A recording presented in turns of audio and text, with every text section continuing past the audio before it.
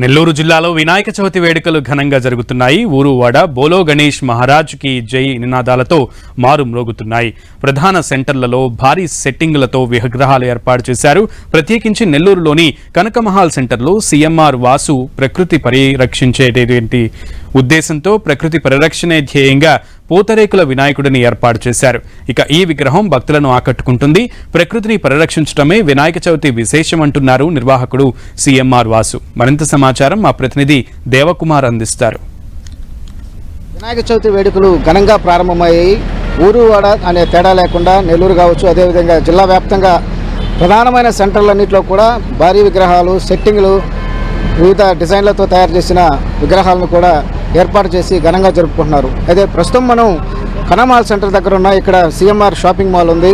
ఈ CMR shopping mall ఆధ్వర్యంలో ప్రతి ఏడాది ఇక్కడ ప్రకృతిని పరిరక్షించే విధంగా ఇక్కడ అంటే ఎలాంటి పొల్యూషన్ లేకుండా, ఎలాంటి నష్టం జరగకుండా పబ్లిక్కి ఇవి ప్రకృతిని పరిరక్షించే విధంగా ప్రతి ఏడాది ఇక్కడ విగ్రహాలను ఏర్పాటు చేస్తారు. అవి కూడా ఇప్పటివరకు కూడా ఈ సీఎంఆర్ ఆధ్వర్యంలో కంకులు, అదేవిధంగా గరిక, రుద్రాక్షలు ఇలా వాటితో తయారు చేస్తారు. అయితే ఈ ఏడాది మాత్రం పూతరేకులతో విఘ్నేశ్వరుని తయారు చేసి ఏర్పాటు చేసిన పరిస్థితి ఇక్కడ మనకు కనిపిస్తూ ఉంది. సుమారుగా భారీగా ఈ పూతరేకులు ఈ వినాయకుని విగ్రహాన్ని తయారు చేసి ఇక్కడ ఈరోజు ఇక్కడ ఏర్పాటు చేయడం జరిగింది. అందరూ వచ్చి కూడా భక్తులు కావచ్చు, అదేవిధంగా పబ్లిక్ కావచ్చు, వీళ్ళంతా వచ్చి కూడా ఇక్కడ దర్శించుకునే విధంగా ఏర్పాటు చేయడం జరిగింది. అయితే ఇక్కడ సీఎంఆర్ సంబంధించిన వాసు గారు ఉన్నారు, ఆయన అడగదాం.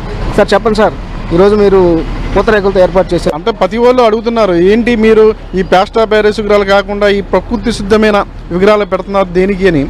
కారణం ఏమి లేదండి, మామూలుగా ప్లాస్టర్ ప్యారిస్లో చాలా వినాయకుడు చాలా అందంగా ఉంటాడు, చాలా చూస్తానికి చూడముచ్చటగా ఉంటుంది. కానీ దీనివల్ల చాలా అనర్థాలు జరుగుతున్నాయి.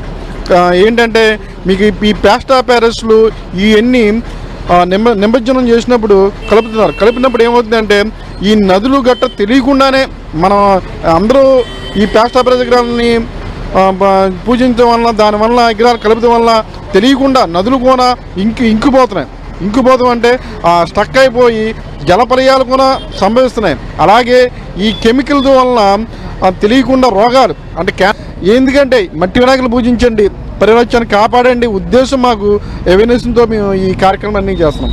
ఇది ప్రజానీకానికి అందరికీ తెలియాలి. దీనివల్ల ప్రజల్లో చైతన్యం వస్తుంది. ఆ చైతన్యంతో మనం ఇలాంటి అంటే తెలియకుండా మనకు అనుకుంటాం మనం ఏం చేస్తున్నాం అనుకుంటాం. ఈ తెలియని జలప్రలయాల్లో మనం ఇరుక్కుపోయి మనమే ఇబ్బంది పడుతున్నాం.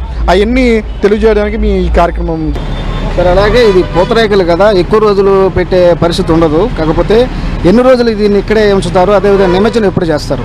ఇది 3 days వరకు మేము ఈ విగ్రహాన్ని ఉంచుతామండి.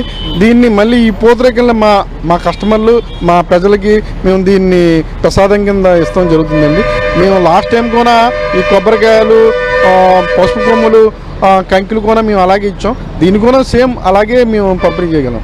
అదేవిధంగా ప్రజలు కూడా అవగాహన చేసుకోవాలని చెప్పి కూడా, అదేవిధంగా పరిరక్షణ కాపాడేందుకు ప్రతి ఒక్కరు కూడా కృషి చేయాలని ఈయన వాసు గారు చెప్తున్నారు. అదేవిధంగా దీని మొత్తాన్ని ఈ పూతరేకులతో తయారు చేసిన ఈ వినాయకుడి విగ్రహానికి మొత్తం 2000 పూతరేకులను వాడినట్లు, అదేవిధంగా 5 మంది కార్మికులు, అదేవిధంగా 5 రోజులు శ్రమించినట్లు కూడా వాసు చెప్తున్నారు. వీడియో జర్నలిస్ట్ ప్రదీప్తో దేవకుమార్, 10 TV, నెల్లూరు.